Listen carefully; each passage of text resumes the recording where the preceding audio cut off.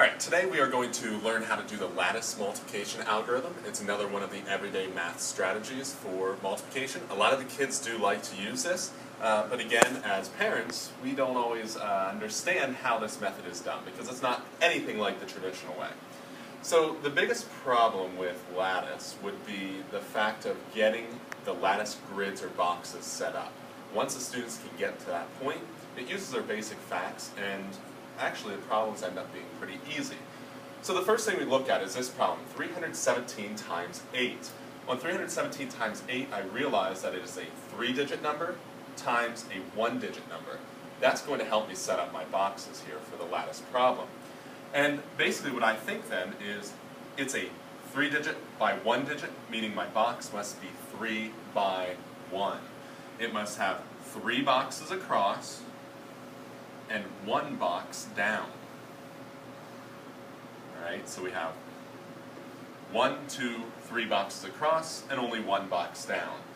I fill in my numbers, 317 times 8, like so, and then I have to split my boxes in half, from the top right corner to the bottom left corner.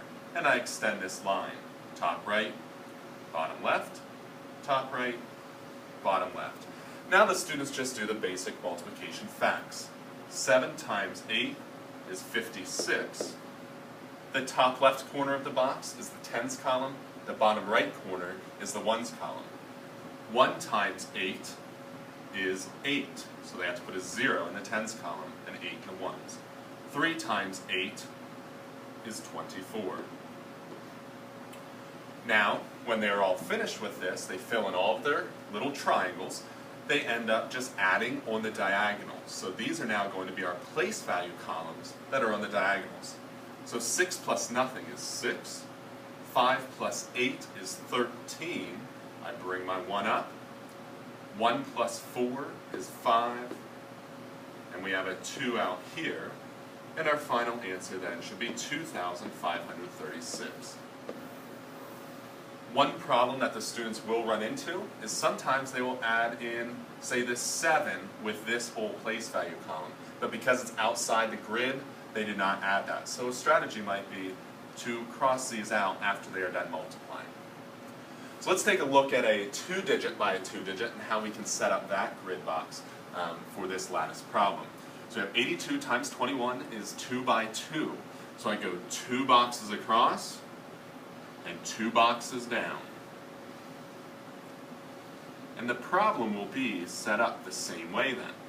I can put my numbers in, 82 times 21, and I'm going to split each of these boxes from the top right corner to the bottom left.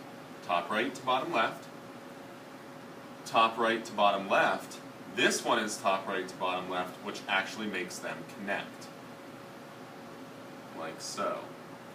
And then the last one, top right to bottom left.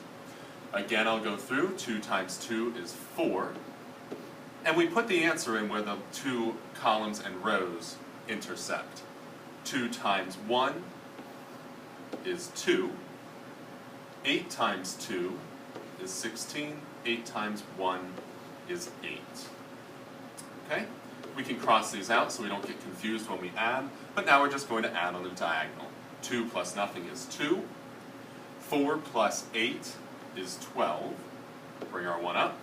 1 plus 6 is 7. And we bring our 1 down because it's just 1 plus nothing.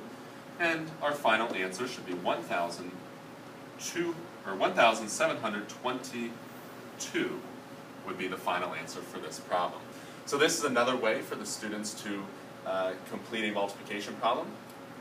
A lot of students do choose this method because it uses the basic facts, but the tough part is setting up the grid boxes.